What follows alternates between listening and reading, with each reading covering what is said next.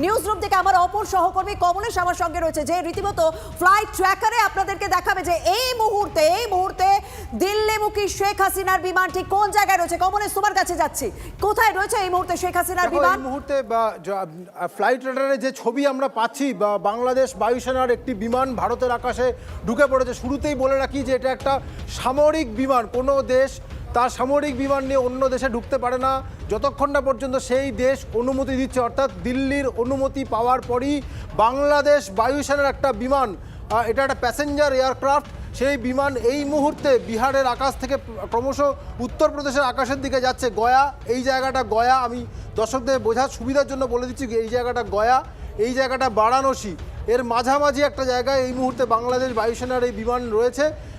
এখনো পর্যন্ত যা মনে করা হচ্ছে এই বিমানেই রয়েছেন বাংলাদেশের প্রধানমন্ত্রী শেখ হাসিনা এবং তার বোন রেহানা।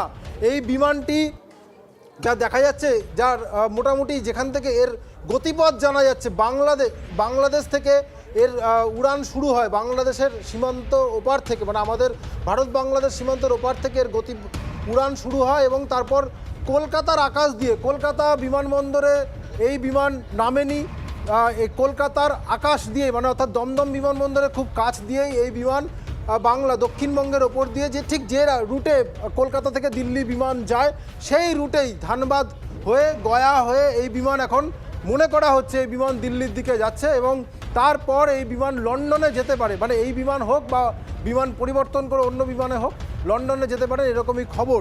দেখো, একটা কথা আমাদের দর্শকদের বলে রাখি যে শেখ হাসিনা বাংলাদেশ ত্যাগ করেছেন, বাংলাদেশের প্রধানমন্ত্রী শেখ হাসিনা পদত্যাগ করে দেশ ত্যাগ করেছেন, এই খবরটা কনফার্ম। কিন্তু তারপরে এত দ্রুত সমস্ত খবর আসছে, কোথায় গিয়েছেন? প্রাথমিকভাবে খবর এসেছিল শেখ হাসিনা একটি হেলিকপ্টারে চেপে আগরতলায় গিয়ে পৌঁছেছেন, কারণ বাংলাদেশের ঢাকা থেকে ত্রিপুরার আগরতলা এটা এরিয়া। তুমি ট্র্যাক করতে থাকো যে বাংলাদেশের শেখ হাসিনার বিমান, মানে যেটা সামরিক বিমান, সেই বিমান ভারতের আকাশ থেকে এখন ঠিক কোন দিকে যাচ্ছে এবং কোথায় থাকে, সেই সমস্ত আপডেট তো আমরা দিচ্ছি। যা রীতিমতো জনতার দখলে শেখ হাসিনার বাসভবন, রীতিমতো জনতার দখলে সরকারি ভবনের দখল নিয়েছে বিক্ষোভকারীরা এবং কোথাও আমরা কিন্তু শান্তি শৃঙ্খলা ফিরে আসার ছবি দেখতে পাচ্ছি না, অগ্নিগর্ভ পরিস্থিতি দেখছি। এমনকি মুজিবুর রহমান তার মূর্তিও ভেঙে তছনছ করার ছবি আজ ধরা পড়ে।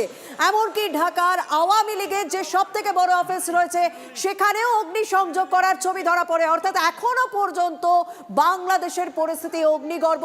শেখ হাসিনা তিনি প্রধানমন্ত্রী পদ থেকে পদত্যাগ করার পরও বাংলাদেশে কোনো শান্তি শৃঙ্খলা ফিরে আসেনি, সেই ছবি অন্তত স্পষ্ট। হাসিনার বাসভবনের ছবি দেখছি, সরকারি ভবনের ইতিমধ্যে দখল নিয়েছেন বিক্ষোভকারীরা এবং বাংলাদেশের বিভিন্ন জায়গায় রীতিমতো উত্তপ্ত পরিস্থিতি। বাংলাদেশের স্বরাষ্ট্রমন্ত্রীর উপরও হামলা চালানো হয় বলে অভিযোগ উঠেছে।